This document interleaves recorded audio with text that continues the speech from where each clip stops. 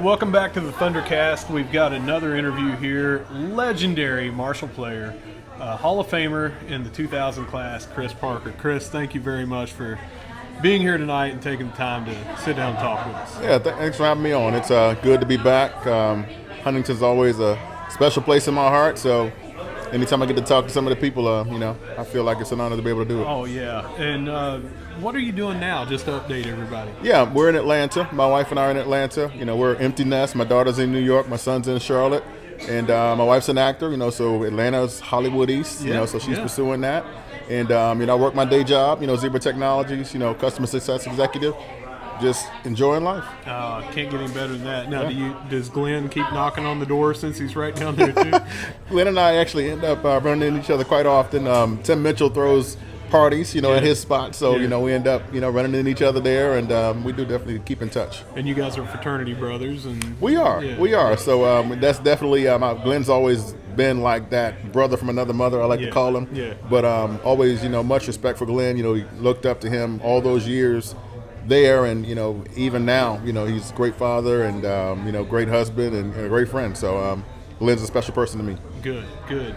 I was just talking earlier when I was talking to him. He doesn't seem to get the love that some of the other running backs do. He's got 31 rushing touchdowns, still tied for sixth here with Ahmad Bradshaw, who everyone talks about how many rushing touchdowns he had, and then Glenn had 31.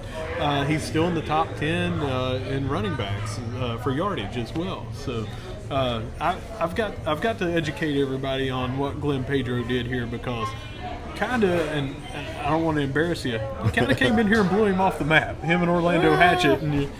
No, I definitely don't see it as any blowing off the map. I feel like I learned from both Orlando and Glenn, and Glenn is the, although college football isn't professional, I like to think of Glenn as the ultimate professional, because there was never any animosity. It's like, I think they shifted, him more to a fullback spot. Sure.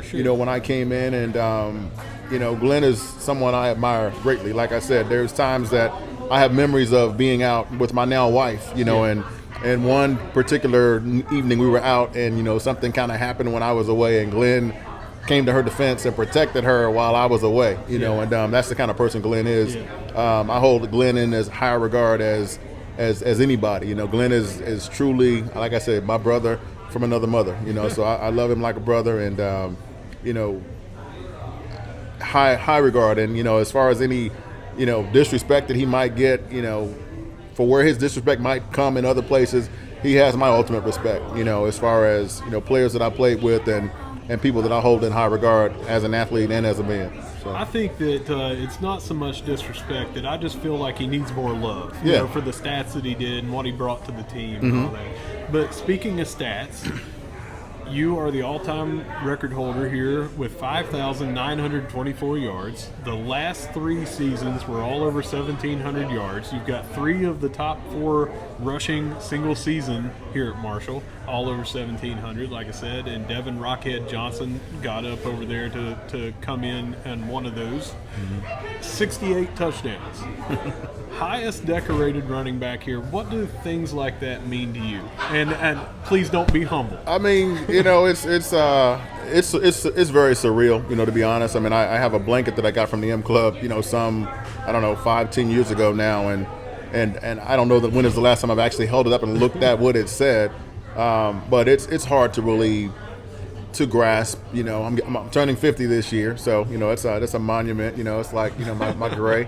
We're just talking to all the guys and Coach Reese and different people over there, and 30 years have gone by. Yeah. And but just to have been able to have accomplished, something of that feat, and I can remember just even recently, just standing up there in the hotel looking out the window. It was a beautiful sunset today, and I was like, I know I was never immortal or never, did anything that, where I kind of walked on water a little bit, but I feel like if I ever was a time that, it would have been the years that I had here at Marshall, and Glenn Pedro and Aaron Ferguson and, so many other guys, the coaches, all the players were a part of that. And my wife, Kimberly, I met her my freshman year, and, she kept me very stable and focused, because college life can be different, yes. If you don't have a focus, if you don't have a foundation, so I always want Marshall Nation, Herd Nation to know that I owe a debt of gratitude to my wife, Kimberly, and I think that the legacy that I have and those years